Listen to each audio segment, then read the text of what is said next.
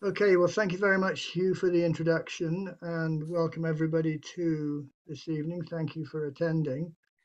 So, I'm going to talk about some issues with respect to local, I mean southern Alberta structures. In the one instance at the beginning, the front end is going to talk about the consequence for conservation when people who built structures didn't know things and genuinely didn't know them.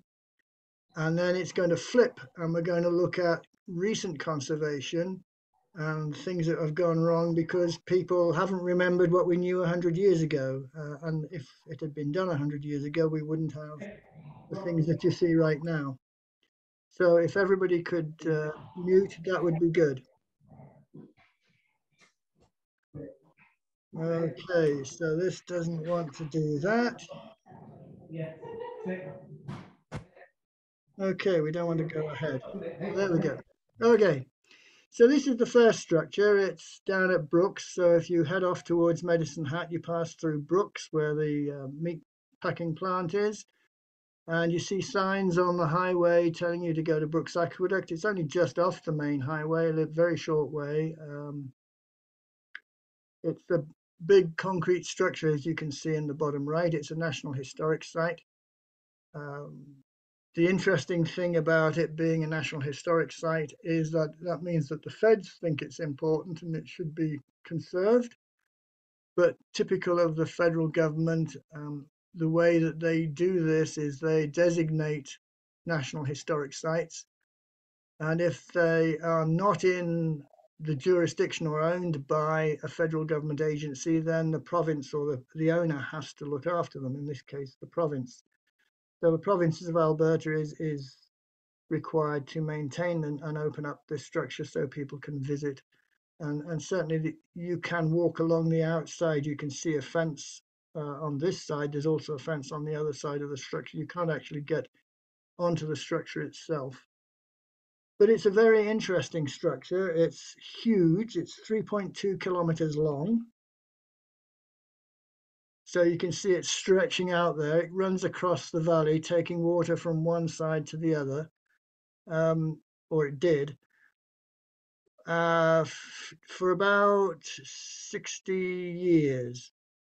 It was started in 1914, construction finished in 1916, and it is, as you can see, an absolutely incredible structure. It was built in 80-foot sections for the flume, so the water runs in the flume here, and these 80-foot sections are set up typically in these combinations you can see here, two of these connected columns, and then this one would have the rest of the frame next to it. So the columns are set in groups of four. So on this side, of course, that's only half a column here because the other half belongs to the next section, and a half a column here because the other half belongs to the next section. So when we get to the 80-foot, there was an expansion joint between the sections. You can see the expansion joints in this figure here, regularly spaced every 80 feet, 24 meters or so. There is an expansion joint. The expansion joints were made of bellow type system. They never functioned very well. A lot of leaks, and a lot of the problems that you see in the structure are caused by those leaking expansion joints. The aqueduct has been replaced by a berm aqueduct over here at the left, now transporting the water from the one side of the valley to the other. And it allows water to irrigate about 50,000 hectares. So it's an important conduit for getting water for the Eastern Irrigation District and for agriculture.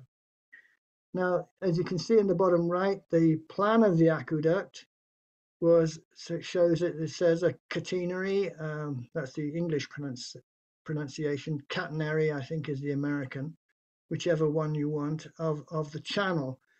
The idea of the shape of this catenary is that when the water level is at full flow, then the catenary is in pure tension.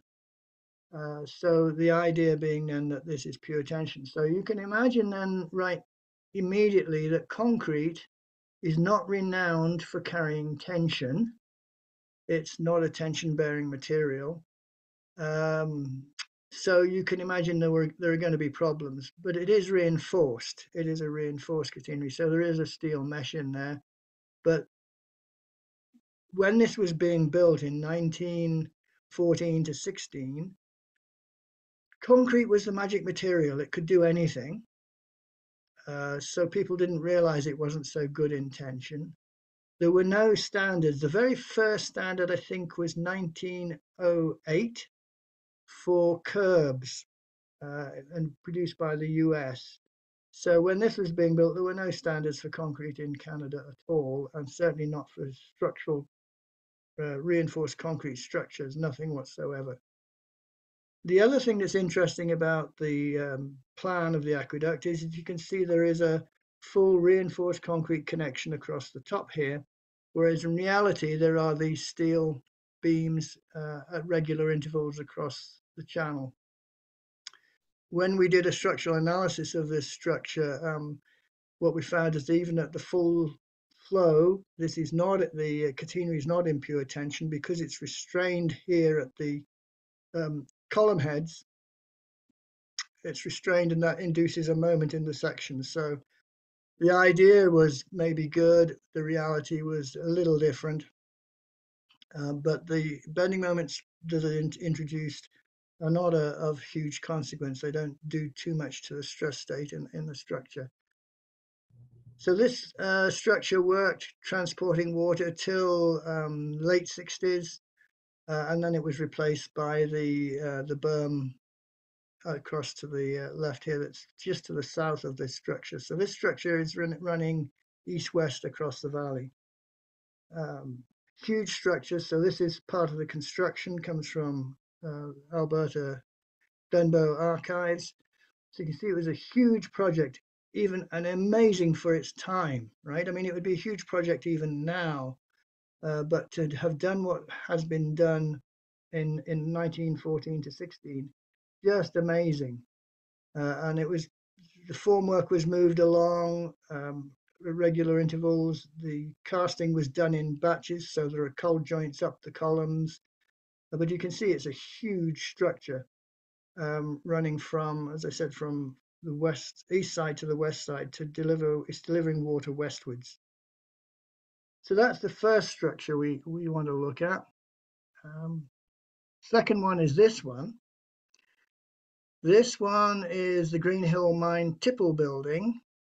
And you can see on the left that it's a reinforced concrete frame with a reinforced concrete slab and a steel structure above it. So what would happen is that the full wagons full of coal would be taken down here. I'll show you, they would then be tipped. So the tipping point is back in here somewhere. There would be a truck or something, I think in this pair of columns, between this pair of columns. The coal would be dumped into that truck, and of course it would be taken away initially, I think, by horse, and then later by motor vehicle. Then once that had been done, so this is the tip, the wagon would be put into here, rotated round, emptied, rotated round, put back onto its correct side. Then it would run down and up to one of these 2 points here, and then be brought back to a collection, so it could be put back down the mine and refilled with coal.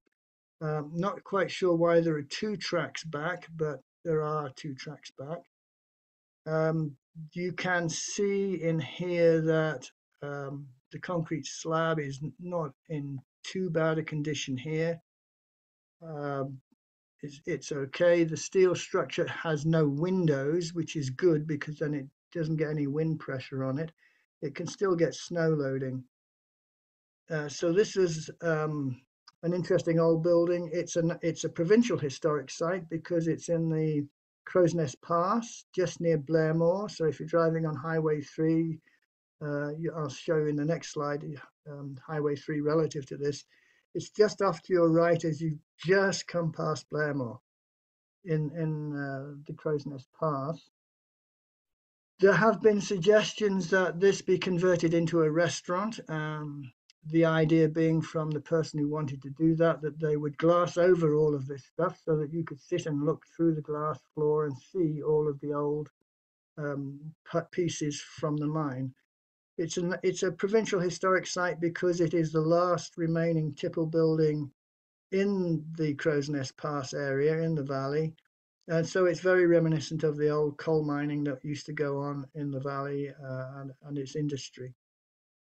Now, there are two aspects to this structure. One is the reinforced concrete, which I'll spend more time on, but the other is that it's a steel frame on top, and things have been changed over the years. So on the right, maybe first, you can see that the Fink Truss has lost part of its member, so the roof is not as stable as it should be. This bit's just been taken out for some reason.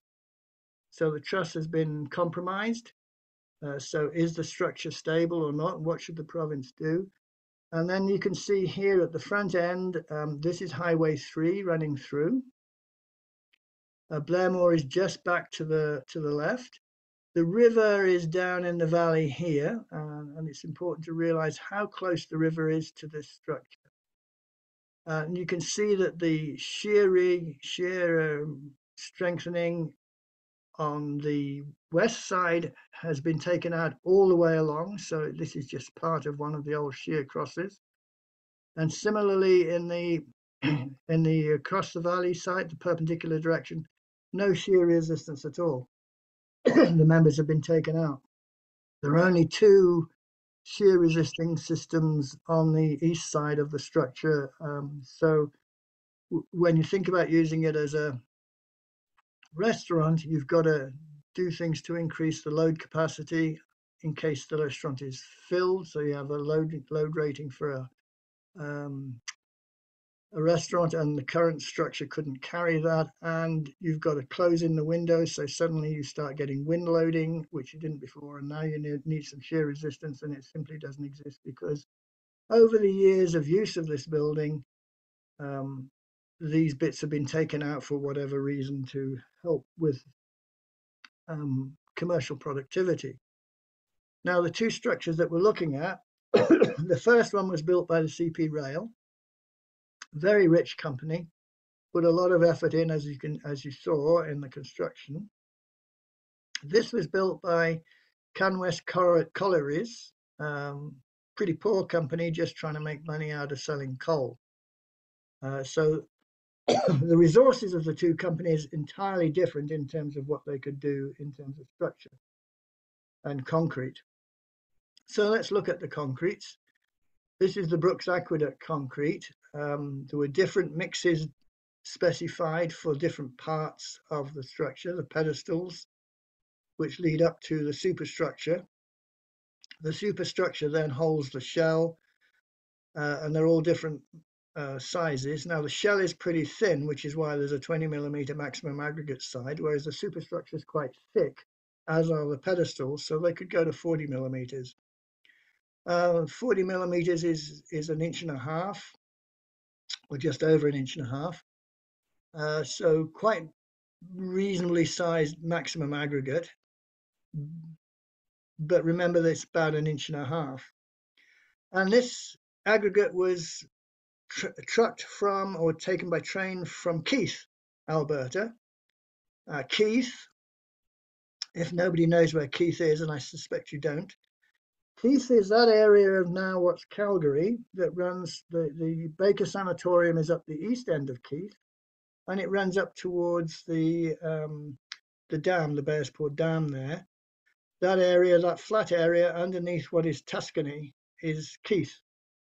So they were digging gravel in that area, just like now the province digs gravel further north there by the Northwest Exercise Centre and the university's Faculty of Vet Med, that area just north there. So we take the gravel because it's a good source of gravel. It was washed and then shipped by train all the way down to Brooks, 220 kilometers, in order to build the structure. What we don't know is, so these proportions are 1 of cement to 3 of sand to 6 of coarse aggregate. What we don't know is the water cement ratio. So we don't know what they decided to do with how much water to put in the mixes. That's not listed. But at least for this structure, we have some sense of the concrete mixes. Now, for the Greenhill mine, we have no idea what the mix design was. But you look at it and you look at the sizes here. So here in the bottom left is a quarter. So this piece of aggregate here is about 4 inches. Remember, the maximum size in the other one was in the order of 1.5 inches. This is a 3-inch core that we cored from the concrete.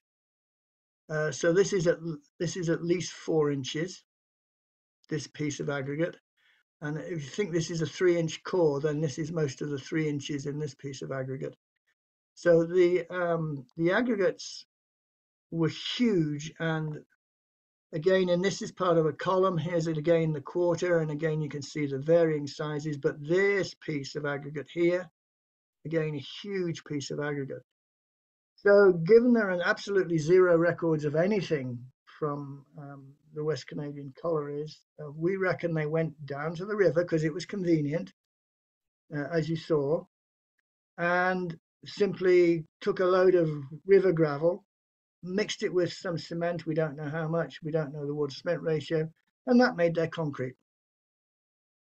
So completely different from the care taken with Brooks Aqueduct, the lack of care taken in the Greenhill mine here.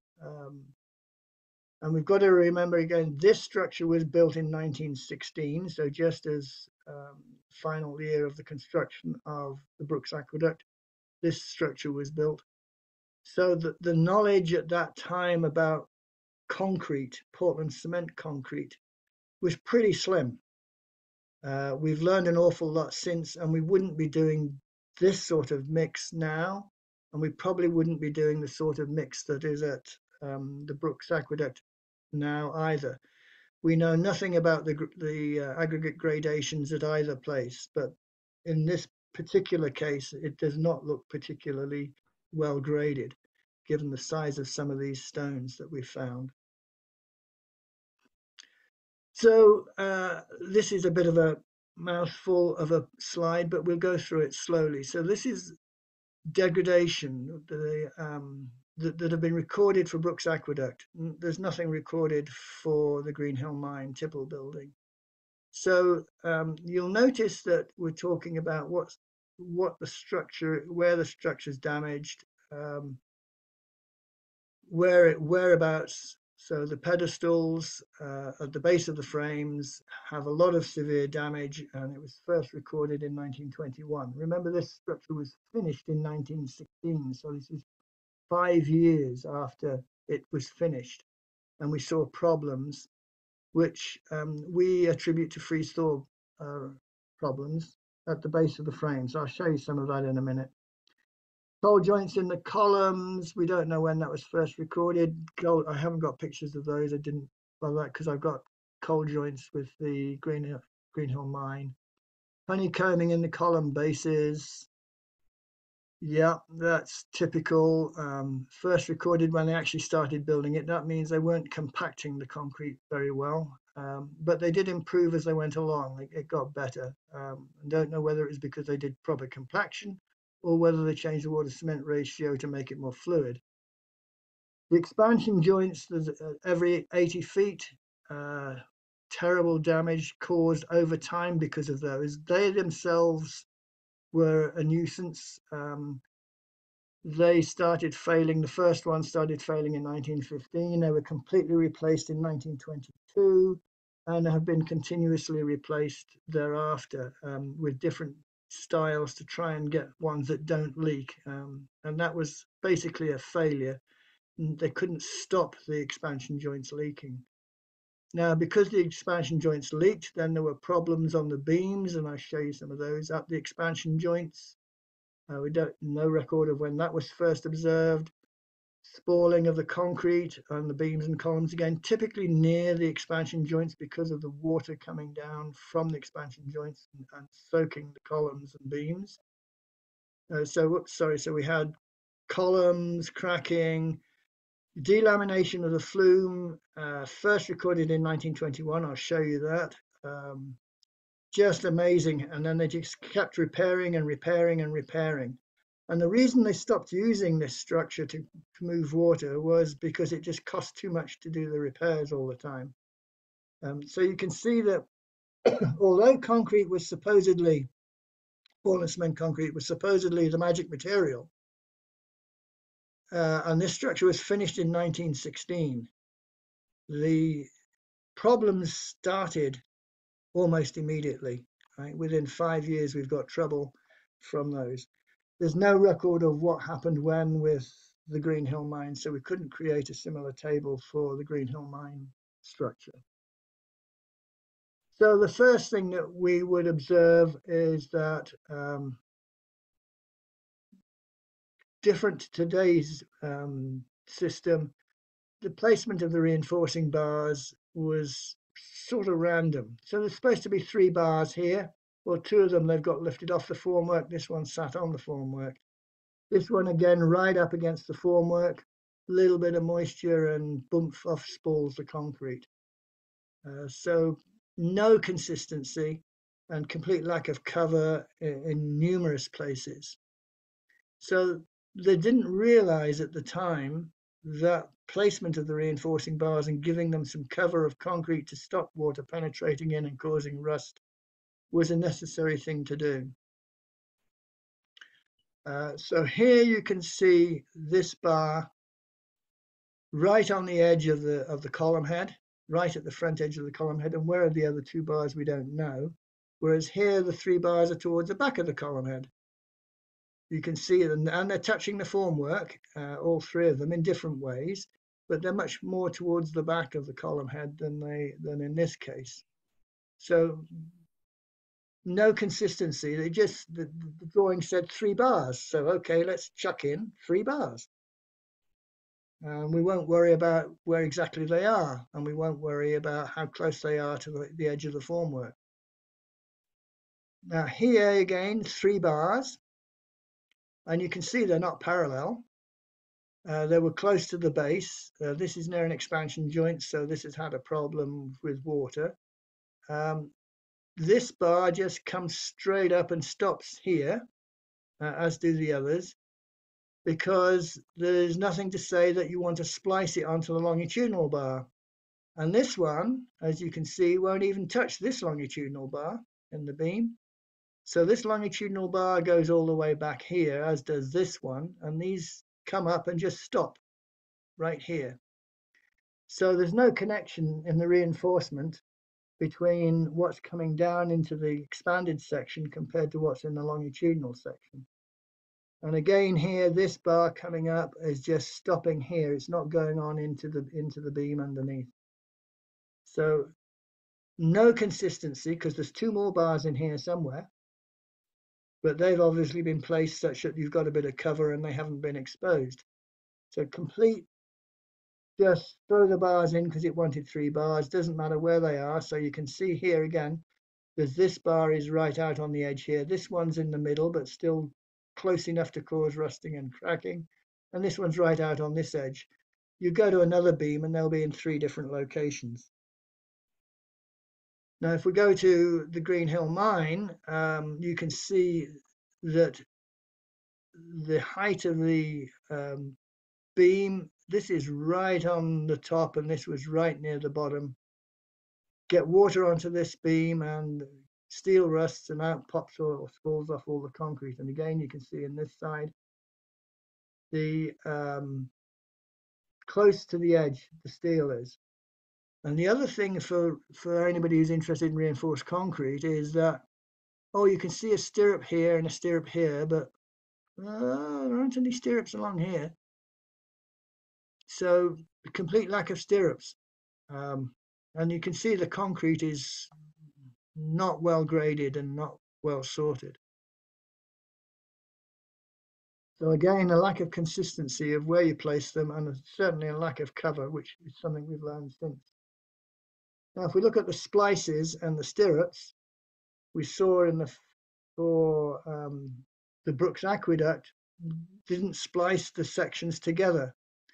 Now here we have a splice in the Greenhill Mine near a column, so that you can see the edge of the column here. This has come out. This one's come out of the column, and this is the longitudinal one. This one's square. This one's round. You wouldn't be allowed to do that these days. And this distance is about 2 inches. With no connection between them, and that's the splice. Is a 2-inch overlap of a round bar with a square bar. So we don't know what the material properties of these bars are, obviously, but in 1914, maybe 200 MPa strength, maybe, compared to a modern steel, which would typically in rebar be 400 MPa, 350, 400.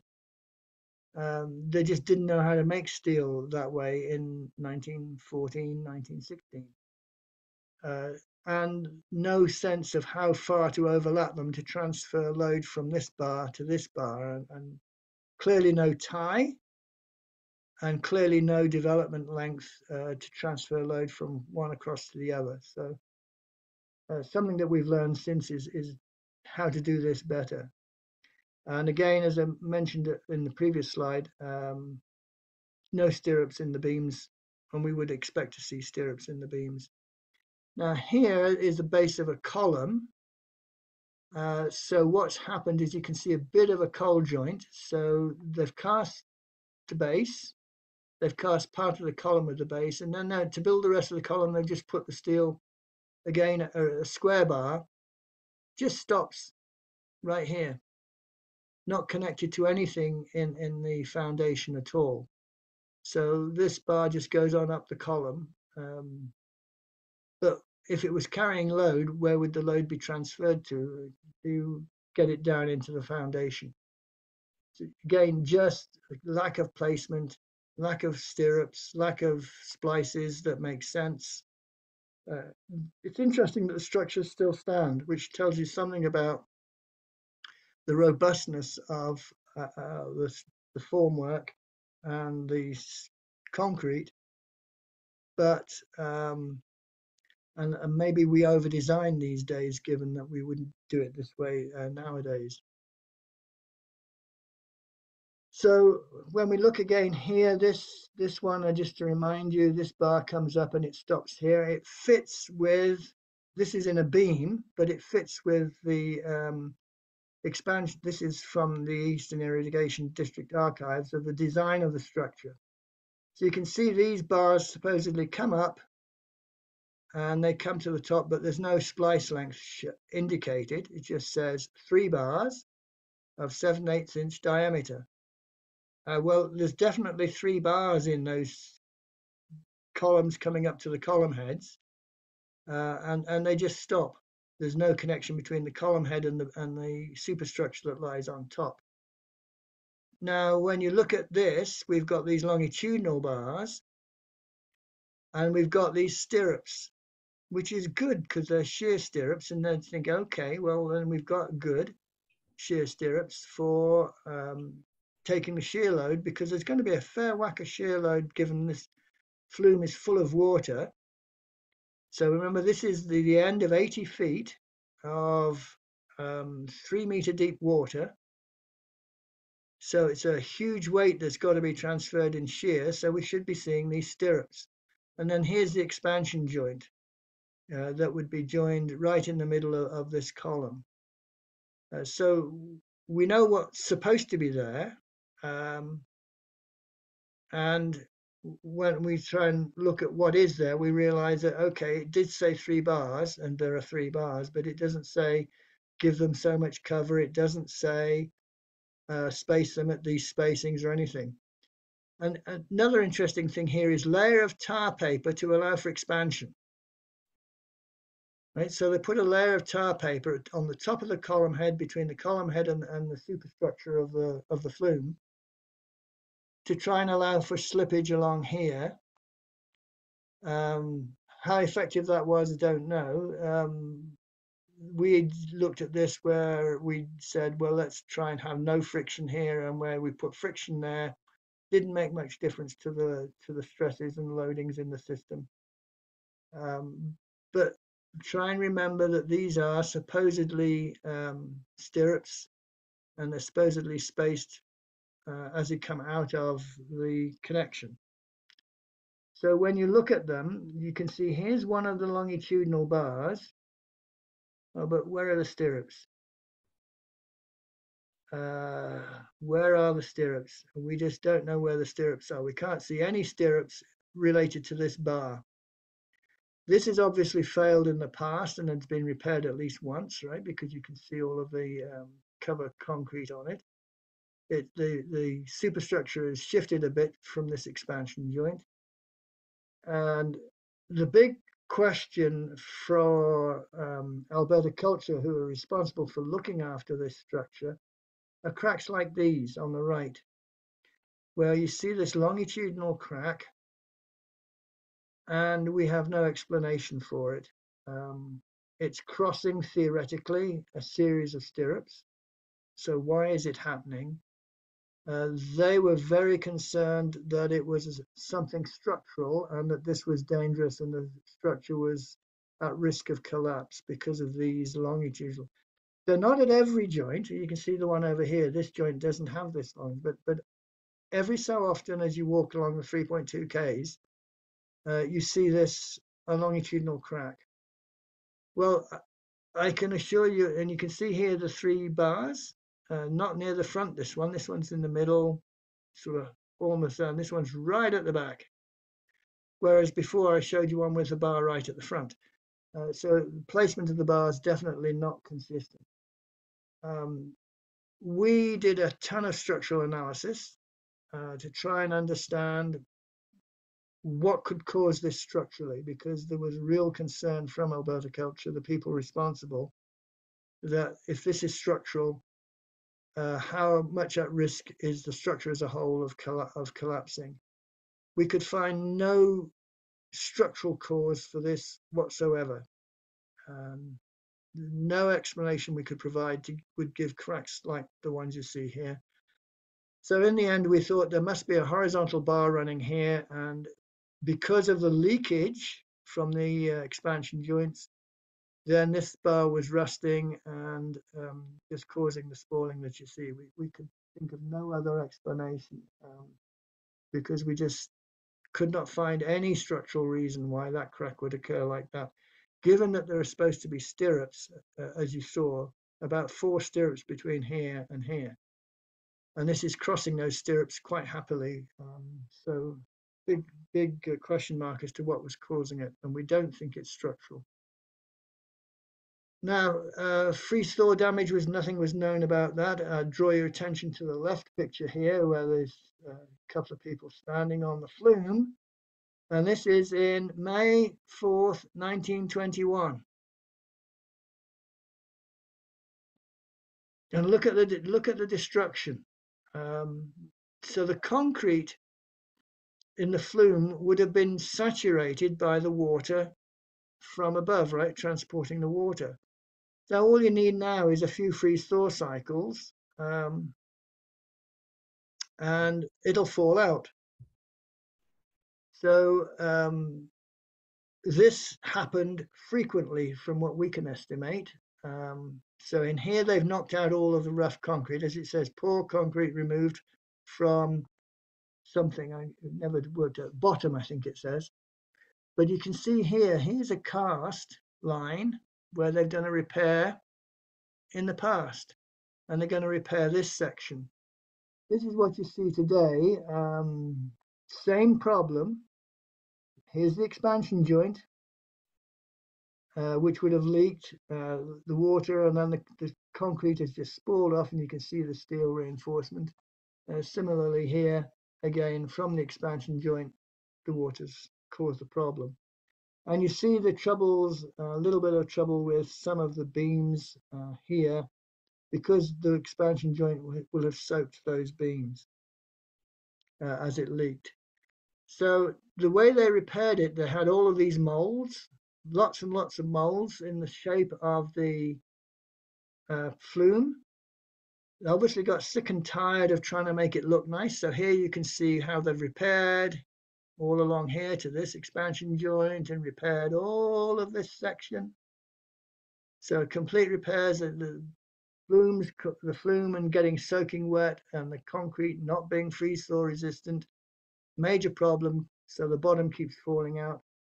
So this is a repaired piece, but you can see they just couldn't be bothered to align the formwork with what was there before, and you get these as you walk along, you see these odd pieces, sort of where the connection hasn't been made to the right levels, and you see little bits sticking out like this.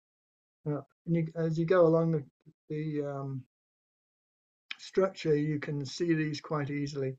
Now we managed to sneak in, or I shouldn't say we snuck in, we were allowed in to get closer to the structure, so which is why I was able to take this picture. But the failure of the flume was really, really common, and it's because the leaking joints spread onto the beams and columns, and because the flume itself would have got saturated by transporting the water from one end to the other of the flume. So continuing with freeze thaw, this is at the base of a column. This is very typical. This is from an undated picture, but I got it out of an article by Finch in 1988. It's an undated picture in the Glenbow archives. But look at this one, is the one I took when we were there. It looks very similar, too similar, same problem. So the issue is that the ground gets soaked from the leaking expansion joints. So now your ground is soaked, and so now the water is sucked up the columns through capillary action, freeze thaw cycles, and it's bye-bye concrete, which is what's happened here. In this instance on the right, somebody obviously thought that trying to surround the base with more concrete would be helpful, but they didn't put any steel. So you can actually pick up this piece here, for example, you can just pick it up with your hand and put it back in again. And there's no steel. So they just put a pile of concrete around the base and concrete capped, which is not surprising. So that sort of repair is not going on. So what's going on now is that in places like this one in the middle, we're cleaning out as much of the rough and debilitated concrete as possible, and reapplying concrete and making it look right, and covering the steel back up again. And we're doing that with a freeze thaw resistant combination with some epoxy to try and hold it all together. The columns, given the loads, even at this state, are quite capable of carrying the load, because we know the strength of the concrete.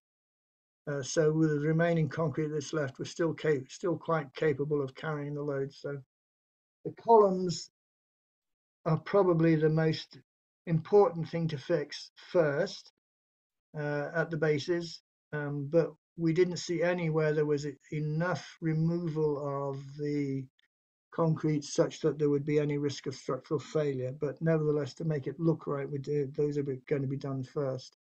So that's an ongoing process funded by the province to get those slowly but surely along the whole length of the structure fixed. So the typical thing that you would see is freeze thaw damage along the top of the beam. So there's an expansion joint up above.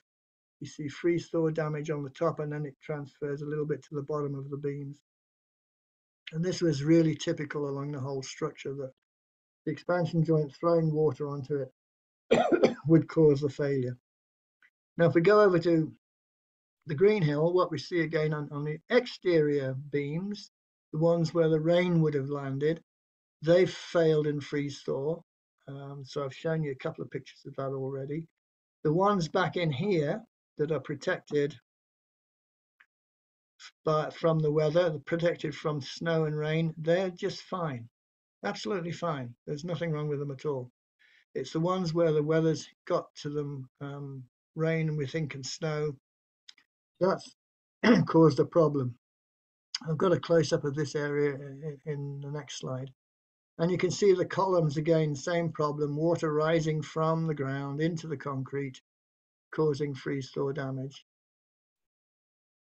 So that one spot there, we don't know what was going on inside this shed, but it was something hot and moist, because there's an awful lot of damage which we think has been caused by hot moist air coming out, condensing on the cold concrete, soaking it, freeze-thaw, and it's gone. So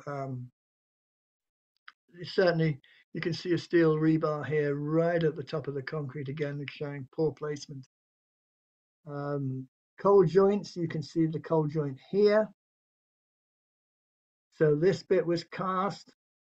This bit underneath was somehow cast. I'm not quite sure, but it doesn't sit on the foundation. So this bit of the column is not supported. The outer part of the column is not supported, only the inner part. The cold joint, and as you look up the column, you see the cold joints again. Not too much problem. A little bit of honeycombing from them, but they do seem to hold together. A little bit of freeze-thaw damage has increased the obviousness of the cold joint, but the cold joints do seem to work both on this structure and on the Brooks Aqueduct.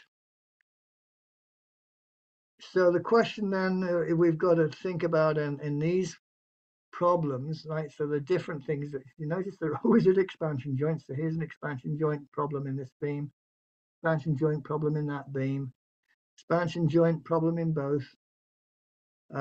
This is all spalled off. So the question really would be, it's got something to do with water, because on the other column heads where there isn't an expansion joint, you don't see this problem. You only see this problem where there are expansion joints and the water has leaked.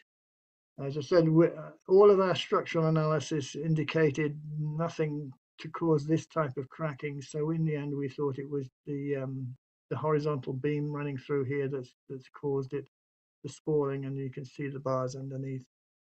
Same sort of thing here. We think it's the steel rusting rather than freeze thaw. So since there's no structural concern with these, in other words, the structure isn't going to fall down because of this cracking, the order of priority is to fix the columns bases, then to do both these and the beams as funds become available, just to try and restore them. There are a couple of other things that are weird. This on the left is the Greenhill mine. The tipple is behind you here. So this is where the tipple would have been tipping out the coal. We think this loss of concrete is simply bits of coal bashing the concrete over and over and over and over again and knocking the concrete out, leaving the steel. Because the coal would have come through the tipple down here and then into the truck. So maybe it was bouncing and knocked it. But from the point of view of damage that you could relate to the normal consequences of freeze thaw, sulfate reaction, alkali aggregate reaction. These are not soils that would give you sulfate problems. The aggregate does not appear to be alkali active. So, and this is well hidden from the weather. So we think it had to be the coal that was doing it. This splitting of this column, really quite interesting as to what could have caused that. Again, an expansion joint above. The column was split. It was the only column that looked like that. The other thing that's interesting about this structure is that if you're looking at this face, you'll see all the lichen. This structure faces, it runs east-west. So this is the north side. The south side, you never see lichen. So in all of the pictures I've been showing you where there's no lichen, they're all south side pictures. If you could see lichen on a picture, then you know it's the north side of the structure. So this is just one column head that's split right down the middle. You don't know why. There's supposed to be a piece of steel across here. Maybe they forgot to put the piece of steel in. I don't know. We couldn't explain that one. Interesting. Okay, so what were the common problems with those two? The concrete mix design was completely different in the two of them. The aggregate doesn't appear to have been graded, certainly by West Canadian collieries at the Greenhill mine.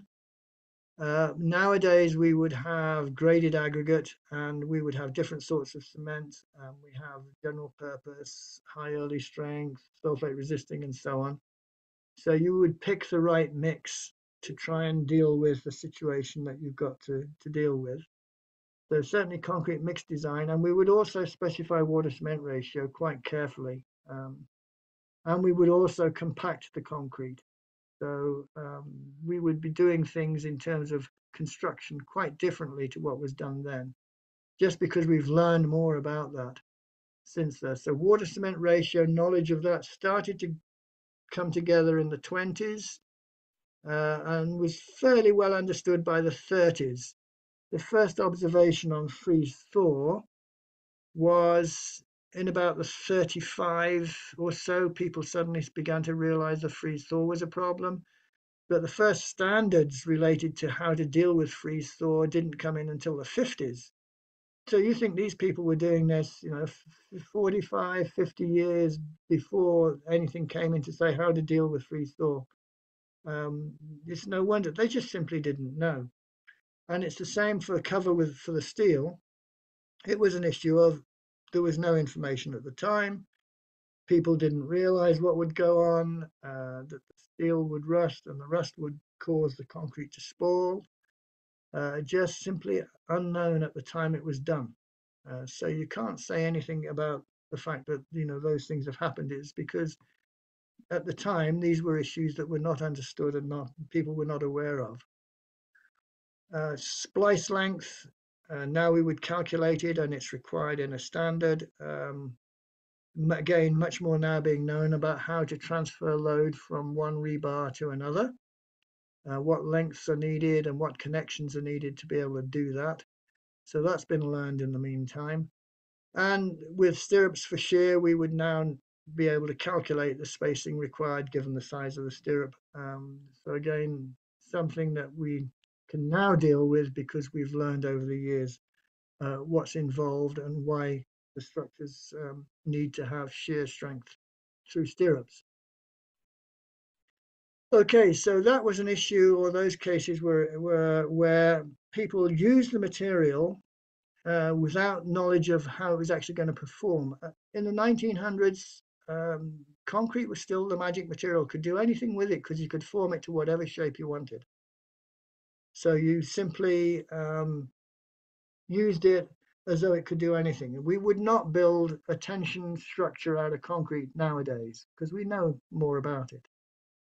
So now I want to shift and think here were structures that were built 100 years ago or more, the old sandstone city as Calgary used to be called. We still have some of those sandstone structures. But what we're doing with them now is very detrimental to them because we seem to have forgotten what knowledge was around 100 years ago or more.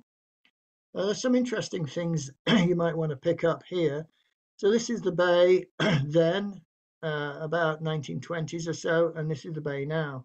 This is 8th Avenue in the 1920s. Look at all the sandstone buildings, and now we have some of them left just on a little stretch between Centre Street and First Street Southwest, and we have the bay left. And now we've got what I call facadism. They've tried to keep the facade along Stephen Avenue, but the buildings behind them are completely not what they were originally.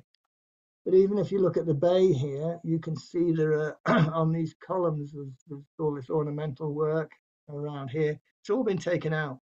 It's all now just clean finished stone, right? So things have changed on the bay from these statuette things. They've all gone. The basic form of the windows is still there. The basic form at the top is still apparent. The basic form at the base here has changed.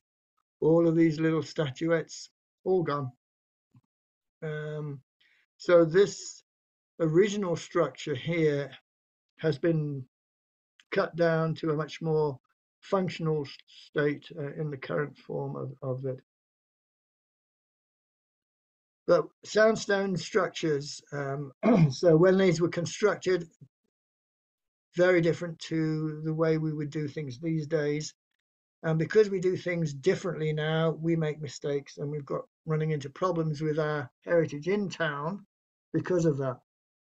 So this is a building on First Street Southwest between, I think, 14th and 15th Avenues Southwest. Doesn't look too bad from this distance. So we've got a sandstone base, and then we go up brickwork. Brickwork's in American bond, and you can tell that because it's the headers are every 5 courses, whereas with English bond it would be every 3 courses. Quite a nice building.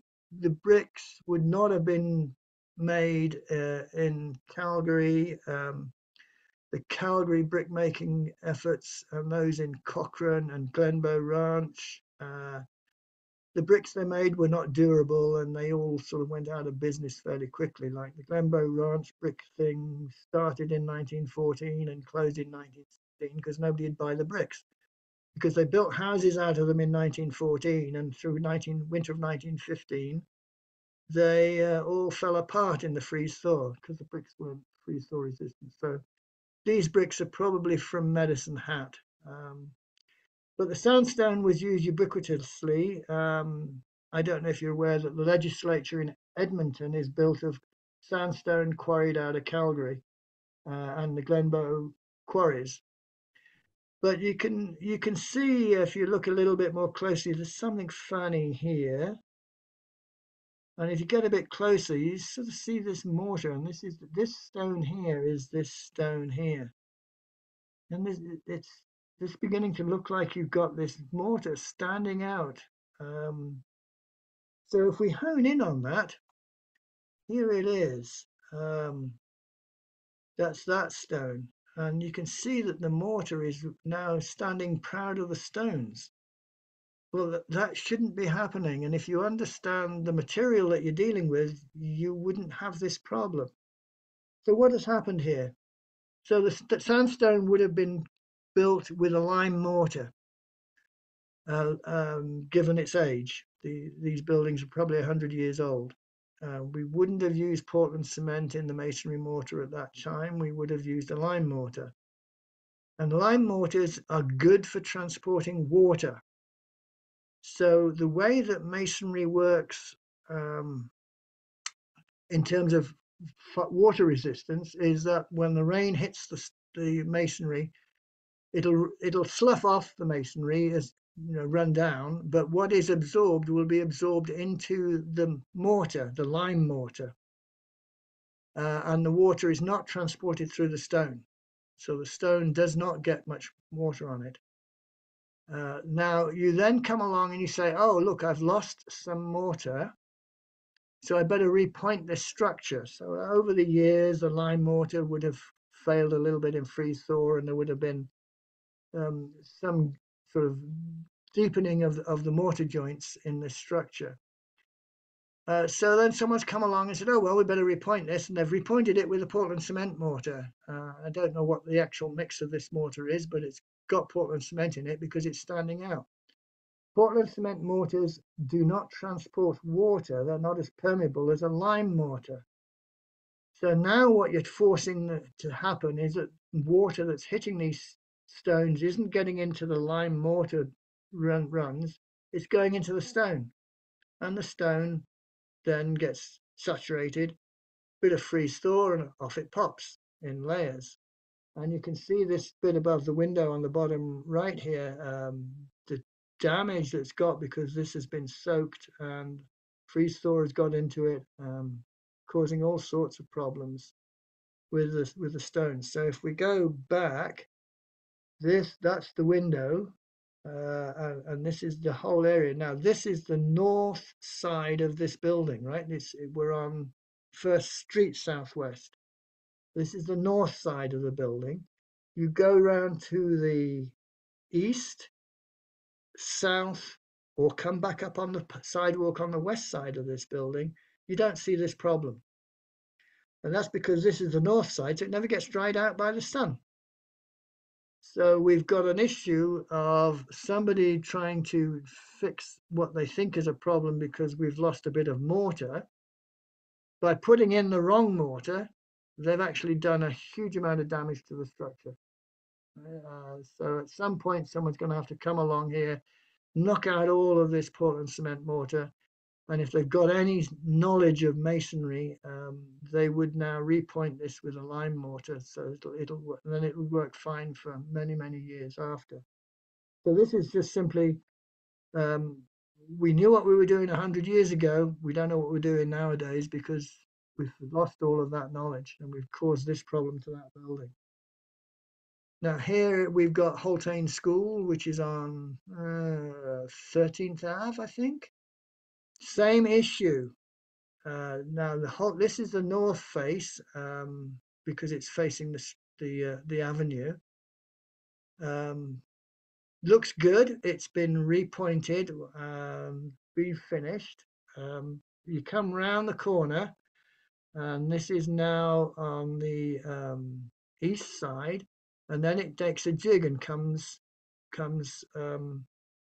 to facing the road again. Again, the north side, which hasn't been fixed, and you're going to see all sorts of little problems. Same issue, right? You've changed the mortar, so you've changed the water carrying capacity in the stone. You're forcing the water into the stone instead of the mortar joint. And now the stones are flaking off because they're failing in freeze thaw.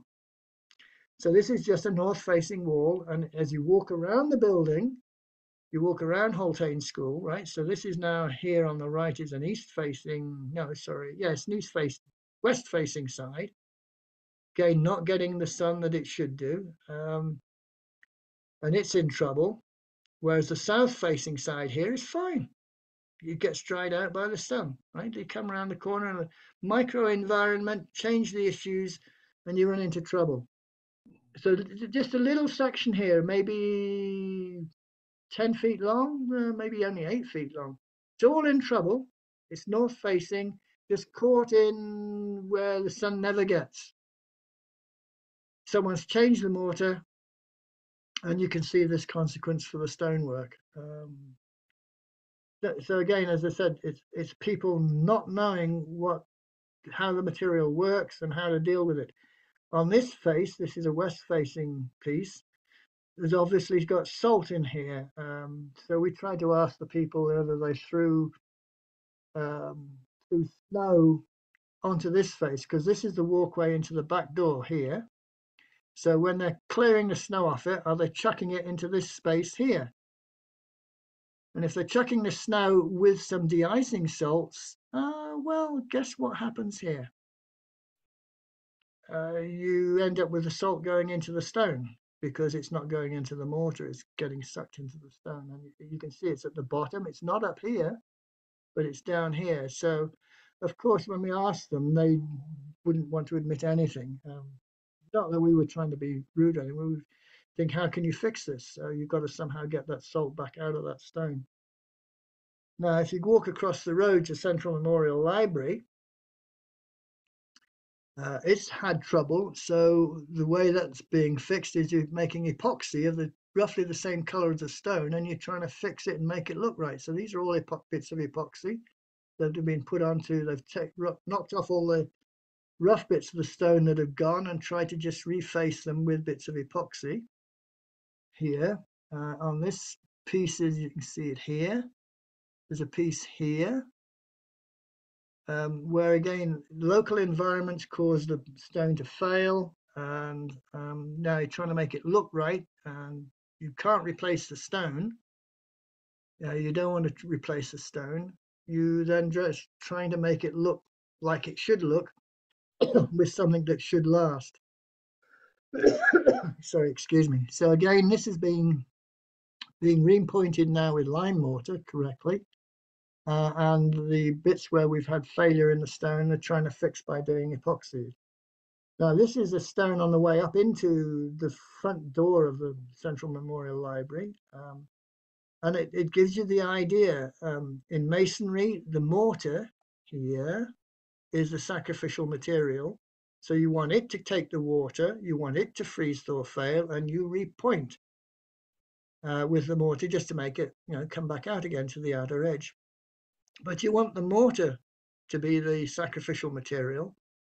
You don't want the stone to be the sacrificial material. I mean, try and replace this stone, right? It's from here along here. I don't know how much it weighs, but how are you going to replace it? So what's happened here is what's happened at Holtane School. Well, we know what's happened here because the people in the library were a bit more forthcoming. Yes, they chuck all the snow against this stone, and if it's got the de-icing salts on it, so be it. So this stone is full of de-icing salts, and City Council is trying to work very slowly to suck the de-icing salts back out of the stone, and then we'll try and fix the stone. Because they've realized, of course, that they can't replace this stone. Structurally, it would be a nightmare to try and think how to do it. So the lack of knowledge nowadays compared to 100 years ago is causing these problems. Now, you know as well that in City Hall, this is the main entrance to City Hall, that there have been problems and it's been refurbished. So the same thing, trying to fix mortar joints here that are cracked open, trying to make the fittings look the same. The epoxy didn't do such a good job with the epoxy finishing here to try and make it look the same, but trying to finish everything to make it look like it used to look. And they've now finished, and I don't remember how many millions of dollars were spent trying to fix City Hall, but the same issues. The sensible thing here was that they pulled in people who knew what they were doing and haven't done what's happened to the other buildings. So at least now within the city, there are people who understand more about masonry as a material and what needs to be done to maintain it. Because if we want to keep City Hall, then we'd better do a proper job of maintaining it, rather than some of the things that have happened haphazardly on other stone buildings in the city because of a lack of knowledge, a lack of transfer from 100 years back to now. So, in conclusion, if you've got an old structure, if you've bought an old house, for example, and or you've bought an old building, you've got to remember that when it was built, there was different level of knowledge to what we know now. We've forgotten some of the important things, and we've learned some important things. We've just got to get the combination correct. Then we mustn't expect the old building to meet modern standards. They weren't built to modern standards. In most instances, do not expect records. So I was asked to look at something in City Hall, in the new City Hall, that 3-4 years ago. And we looked for the records, and we had even the as-built drawings, and we were looking at the as-built drawings and looking at the structure, and they weren't the same. So what was supposedly as-built was not what was actually built. So there was nothing to show why the decisions had been made to build what was actually built in New City Hall, and that was only 30 years earlier. So it was 30 years old or so at the time, and we didn't get the records correct. So don't expect to get decent records of what was there. And then just remember, each structure will be different. There will be individual problems with structures as well as common problems like the ones we know with concrete, like as I showed you, freeze thaw and so on. Those sort of common issues might be there as well as there might be individual things. And what I've discovered going around old buildings as well is that the local, very local environment will have a huge effect on how that building is surviving, its durability, especially north-facing walls where you've had a lot of moisture, because they're going to suffer completely differently to a south-facing wall which has had sun on it. Totally different way of the walls drying out and so on. So don't expect as you go around a building, that everything will be the same all the way around, because it won't, simply because of the environment of the various structures. So I'm going to stop there, and I acknowledge the guys from Alberta Culture who have been involved, certainly with the Greenhill Mine, and they've also been looking at Central Memorial, Holtain School. Really good people, know what they're doing, which is nice. And the conservation, there's two people, one in Edmonton and one in Calgary, for structures, and then there's one in Calgary for materials. And that's your lot from the province to look after our old buildings. So thanks anyway, and I'll answer any questions anybody has. Oh, I see there are things in chat. Should I have been paying attention to chat?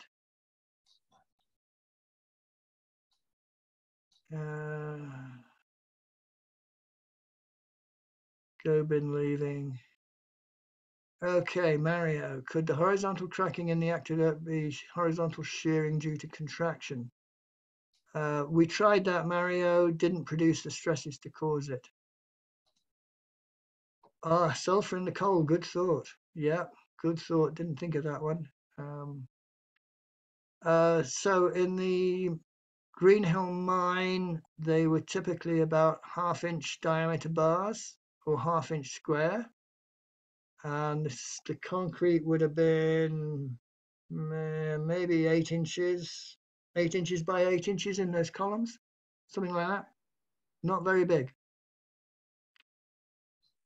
Anybody else got any questions? Sorry, I went a bit over time.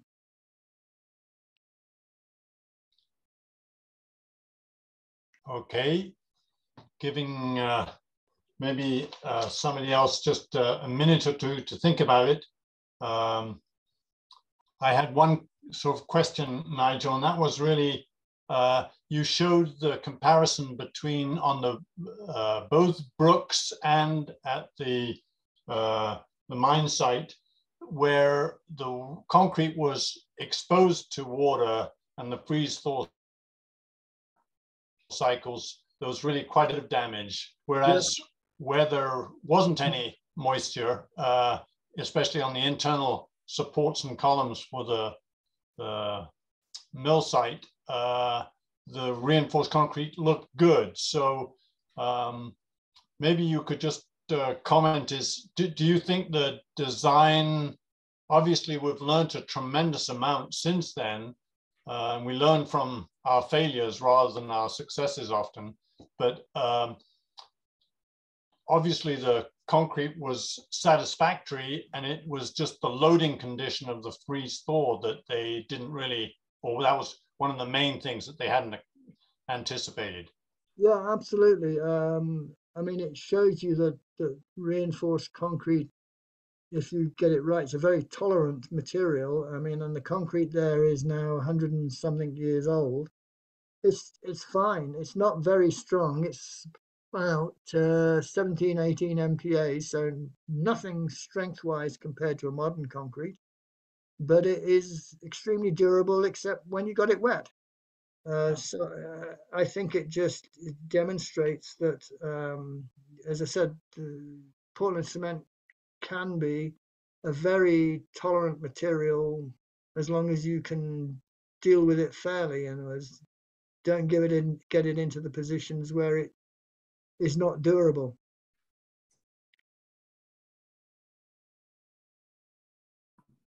Okay, I'm going to stop recording.